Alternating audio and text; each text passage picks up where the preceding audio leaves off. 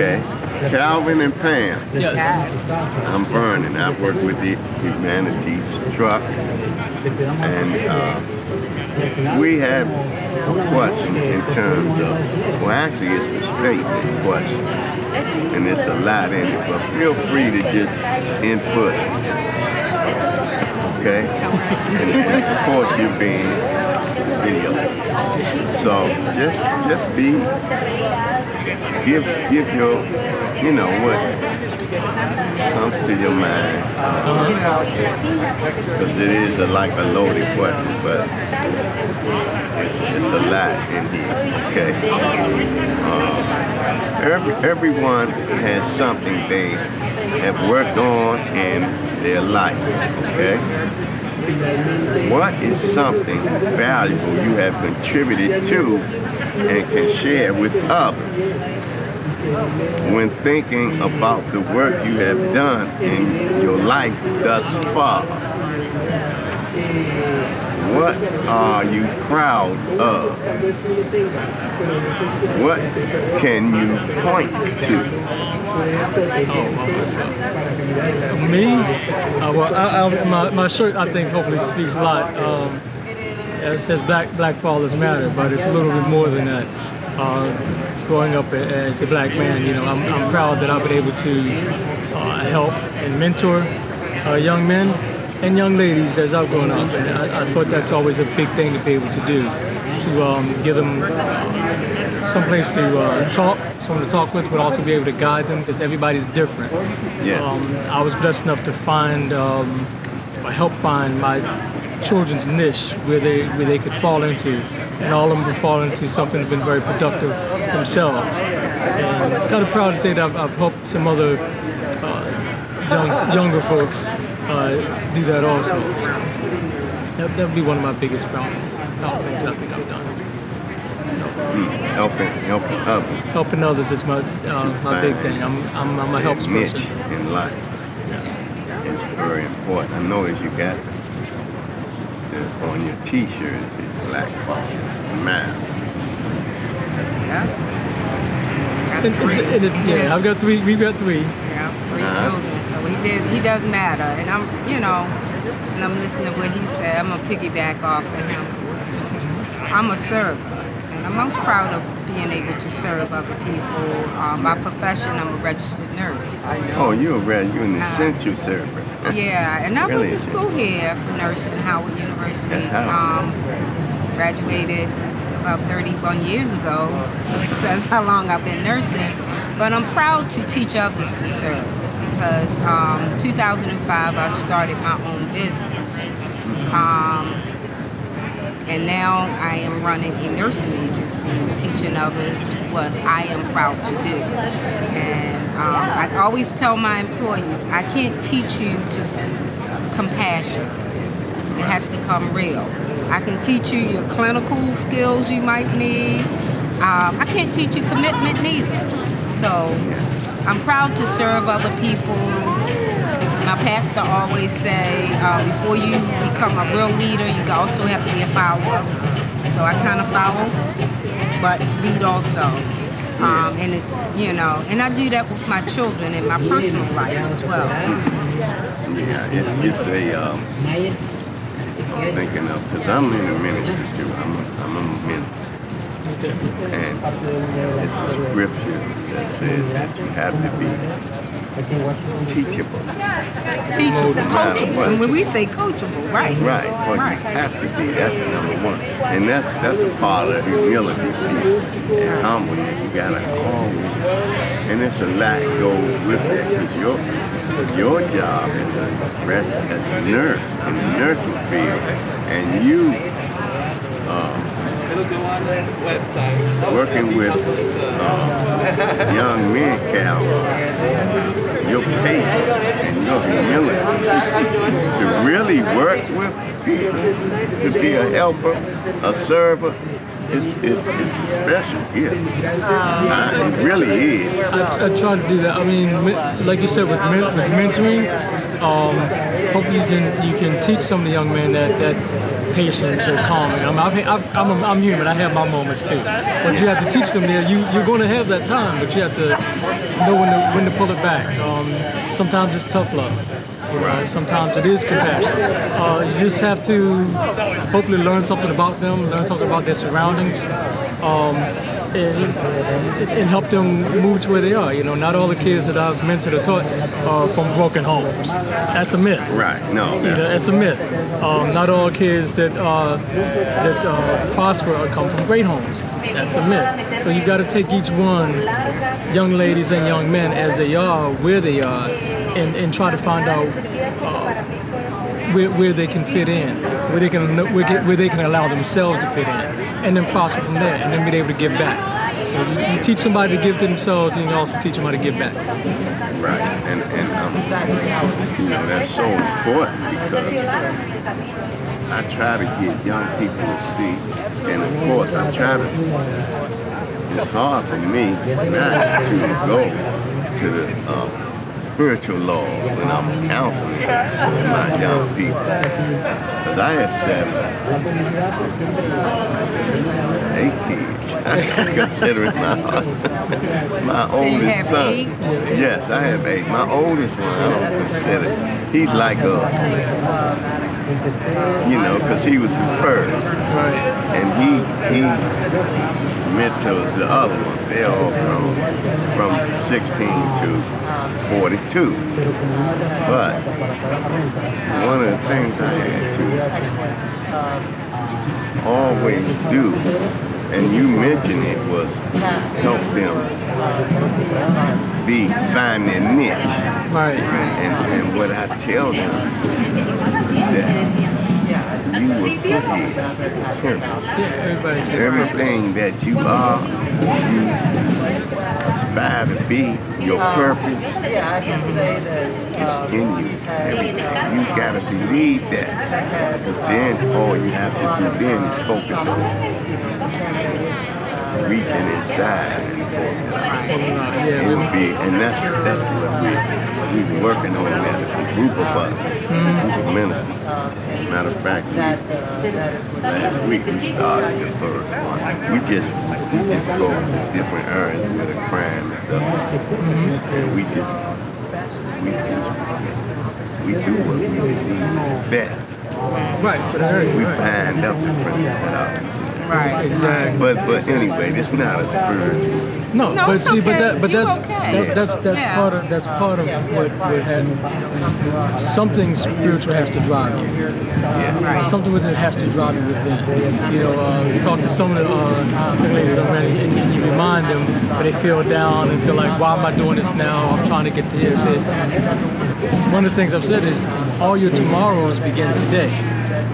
All your tomorrows, everything you're looking for and trying to do starts now and starts today, in this moment. So you can't be wondering how I'm going to get there. Start now to get to where you want to go. You have a goal. Well, what can I do today to put me another step forward towards those goals? What can I do today to help change my mindset, my attitude towards things to help me get to that next step? So that's all a part of it. And you got to help them find out where their spiritual part of that is. What's driving you? Something drives you, whether it's your past or whether it's the reach for your future, or it's what you're involved with today. Something's driving you. So let's find that drive and help you move forward, keep moving. And especially with the young men. Well, not just the young men, but the young ladies. Right. Oh, I always tell my daughter, y'all crazy, but that's not a good word. But just getting them to see that y'all hurting and stuff. It's not about your fleshly battles. It's getting them to think in the spiritual aspect. That is some spiritual principalities that's controlling it. And they're taking you anytime they want to and setting you up on a mountain and saying, here, you can have all of that. Yeah, but did you climb them? I'm sorry. That gives me. Did you climb that mountain to get to the top, or did someone put you up there to make you fall off? There's a difference. Yeah. Did someone put you on the pedestal to knock you off, or did you do the work to climb and get up there yourself? Which means you had some secure foot when getting there. You could stay there. Right. Well, I use that example because I'm thinking about principality number one, and it's an instance in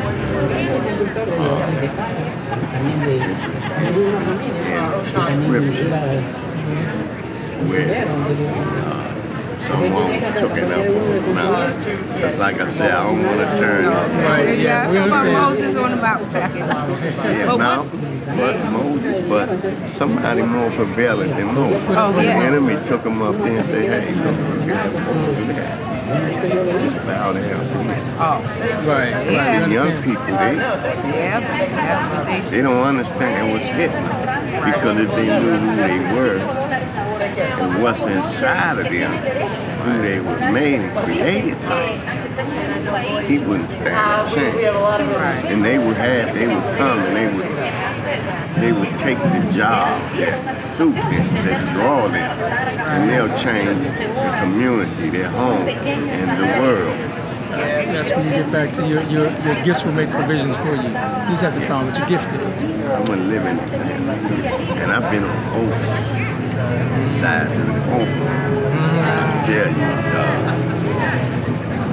one of the things, we used to own a business, and it kind of thought, I was thinking about this mug that I used to have. It's a coffee mug, it says believe and achieve. And I mean, that sounds like it's kind of corny before, but you really have to instill in young people, it starts here. You gotta first see it and believe it. And you say it's not spiritual, but a lot of times you gotta see it. You know, before I started my business, I had to see myself there. Before I was a registered nurse, before I was anything, I had to see it. And when you believe in yourself, number one, is what you were saying, you gotta believe in yourself.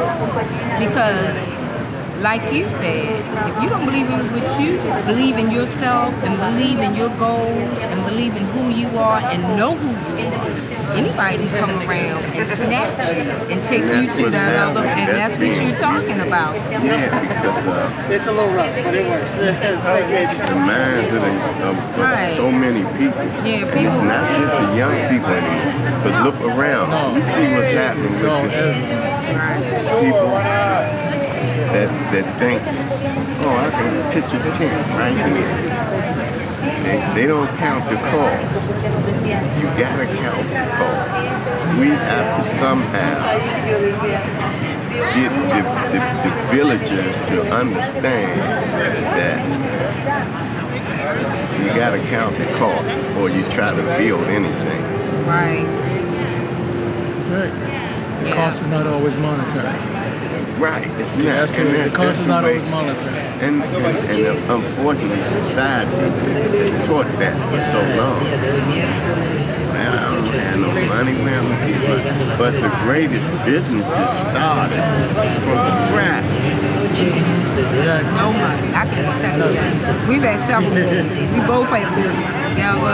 He have his own, I have my own, but I can attest to that. It started from nothing. But it did start from a thought. Well, it didn't start from nothing. It started from right. It always started from an idea, right. The thought is the cause of it all. Right, but you got to believe that. You got to see it, and it will come to you. So, and you will learn after a while that your thoughts come from you. Yep. You can see because you believe it. Right. Then you can achieve. Believe it, you can achieve. Yeah. Believe and achieve. So that's a wonderful response to this question, really. So, what would you say at this point is your greatest achievement? What do you say will be your greatest going forward in light of the pandemic and what's going on in the world as a whole, society, but right here also in this city. One of my greatest achievements is love for my children, that I am a leader, that they still look up to me, even though we're going through this pandemic. A lot of people talk about loss. We as parents stand strong, and all three of our children, they are different in everything, so many ways, but I'm just glad that I could be here for them and stand, still go through my business, still go through everything. So I think I have achieved that foremost. Now, if we're talking about financial, I'm still hanging in there with the business. So. Right, But as a leader, a mother for my kids, I think that is the greatest achievement. And to mentally still be strong. I agree with them. Yeah, mentally still be strong. Be there for the kids. Everybody goes through something. They're there for us. You're there for them. One of the things I also try to make them continue to understand is education is continuous. You may get a degree on, but education is life is education. It keeps on. So you continuously learn and continue to learn, continue to grow. If you get to a point where you think you stop learning and stop getting enough, you need to pick yourself back up and go. So that's what. Never forget that you're always learning something new, and you can always teach somebody something. You're never too old to teach, you're never too young, you're never too young to teach. You're never too old to learn, you're never too young to learn. It's always something that you can be taught or that you can give back to somebody else as a teachable moment or something that's progressing in your life. You never know when you're going to touch somebody else's life or when somebody else might touch you. You're always trying to learn, always looking for that next thing to add to your repertoire of knowledge, then life will always be planned for you. Wonderful. Always gotta be open to receive from each other as people. Number one is people of power. But I also believe that humanity as a whole, we're at a threshold right now where we have to be able to humanity. That's everybody, no matter about kids, no matter what you got. Just love. If you know unconditional love, this is what I believe from the scripture. Unconditional love, you can conquer. You can make it through anything. Okay. Wonderful. I appreciate you talking to me. Yeah, thanks a lot. Thank you very much.